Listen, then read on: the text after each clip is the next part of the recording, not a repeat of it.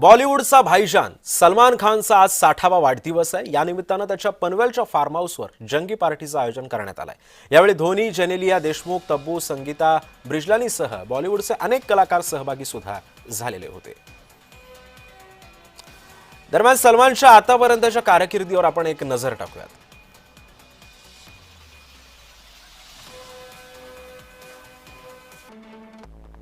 सलमाननं 1988 ते 89 मध्ये चित्रपट सृष्टीमध्ये पाऊल ठेवलं। प्रेम हे सलमान खानचं सर्वात लोकप्रिय स्क्रीनवरचं नाव। त्यानं अनेक सिनेमामध्ये याच नावानं तो ओळखला जायचा। मैंने प्यार किया, अंदाज अपना अपना, हम आपके है कौन यासह डझनभराहून अधिक चित्रपटांमध्ये अभिनयाची छाप त्यानं सोडली।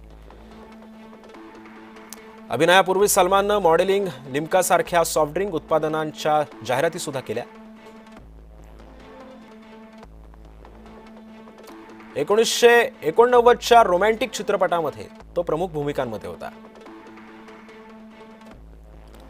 1994 ते 2010 या काळात त्याचे ब्लॉकबस्टर सिनेमे आले। 1990 ते 2000च्या दशकामध्ये सलमान खानला बॉलिवूड प्रेसमध्ये बॅड बॉय म्हणून सुद्धा ओळख जगजाहीर होती। बिग बॉस सारख्या हिंदी रियालिटी शोचं सुद्धा त्यानं होस्टिंग केलं।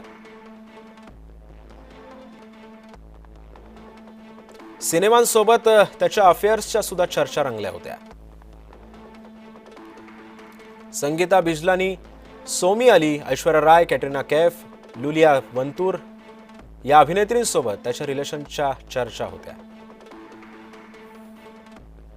काळवीट प्रकरण, हिट अँड रन प्रकरण, सुलतान सिनेमातल्या टिप्पणीवरून वाद आणि लॉरेन्स बिश्नोईने दिलेली धमकी या वादामध्ये सल्लू चांगलाच गाजला।